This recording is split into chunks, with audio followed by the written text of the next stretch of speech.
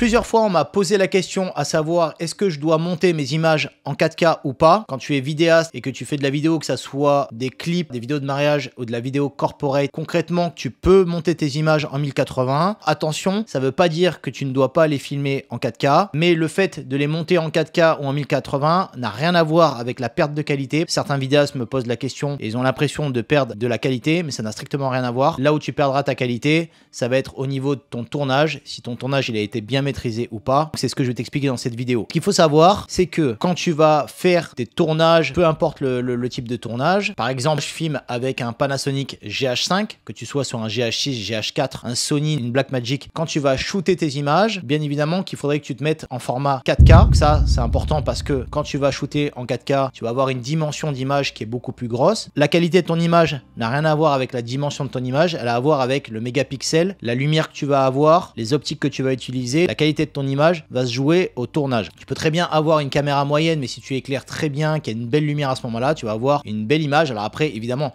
tu as certaines caméras où la qualité est pas terrible. Il va forcément falloir rajouter des optiques de bonne qualité, de la lumière. Si tu shootes tes vidéos en 4K et que tu les as fait de la meilleure manière possible, avec la meilleure lumière, avec tout ce qu'il faut, par exemple sur des images comme celle-ci que j'ai tourné la Cannes où je me suis pris la tête avec la lumière, et d'ailleurs c'est ce que j'explique dans ma formation de comment passer d'une image amateur à une image pro pour obtenir un rendu cinéma. La qualité de ton image va se jouer énormément le jour du tournage. Beaucoup de choses qui vont rentrer en compte, que ça soit la lumière comme je t'expliquais, que ça soit tes optiques, etc. Comprendre la lumière extérieure, il y a beaucoup de choses à savoir. Après quand tu es à l'intérieur, c'est comment tu vas rééclairer avec une lumière, etc. Enfin avec plusieurs LED même. Si tu shootes tes images en 4K et que tu as fait le meilleur rendu possible avec une image qui donne un rendu cinéma et que tu la compresses en 1080, ça veut dire que en 4K elle va passer en 1080, donc en Full HD, ça sera que la dimension de ton image qui va changer et c'est pas pour ça que tu vas perdre en qualité. Si tu filmes tes images en 4K et que tu les réencodes en 1080 et que tu fais ton montage en 1080,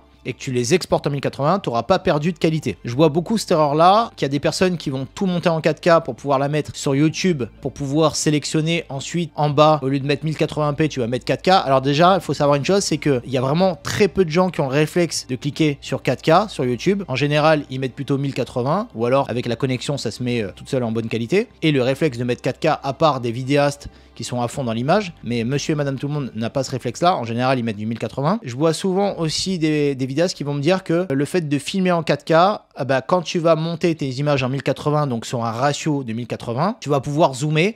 Donc si par exemple, il y a un cadrage qui a mal été fait, tu vas pouvoir prendre ton image zoomée en 4K et le mettre dans un 1080. Tu vas pouvoir redimensionner ton image comme tu veux, la repositionner. Moi, c'est quelque chose qui m'a jamais trop parlé parce que pour moi, quand tu filmes dans un tournage, que je filme au viseur, tu arrives à tout voir. Donc la moindre chose qui va gêner dans ton plan en détail, en arrière-plan, t'es pas censé la filmer normalement. Si tu te retrouves avec plein de plans en 4K où à chaque fois il va falloir redimensionner ton image pour cacher quelque chose en arrière-plan, si tu le fais très souvent, c'est que forcément pour moi tu sais pas vraiment cadrer. Tu peux très bien rezoomer un petit peu tes images pour faire des effets des fois de temps en temps. Déjà tu vas pas faire ça sur toutes tes vidéos ou sur tous tes clips. Concrètement, normalement quand tu prends tes images, que tu les as rencodées en 1080 et que tu les mets directement sur ta timeline, normalement tes cadres sont bien faits. Quel est l'intérêt de monter tes images en 1080? Si tu as un ordi puissant, ok, je te dirais monte tout en 4K. La vraie réalité c'est que la plupart des gens n'ont pas d'ordi puissant, encore moins des vidéastes qui débutent, et que tu vas commencer à mettre plein de rush en 4K sur ta timeline les uns par-dessus les autres, au bout d'un moment ça va bugger. Par contre si la dimension est en Full HD, bah là à la limite ça sera déjà un petit peu plus fluide. Et c'est pour ça que je te dis que tu peux monter tes vidéos en 1080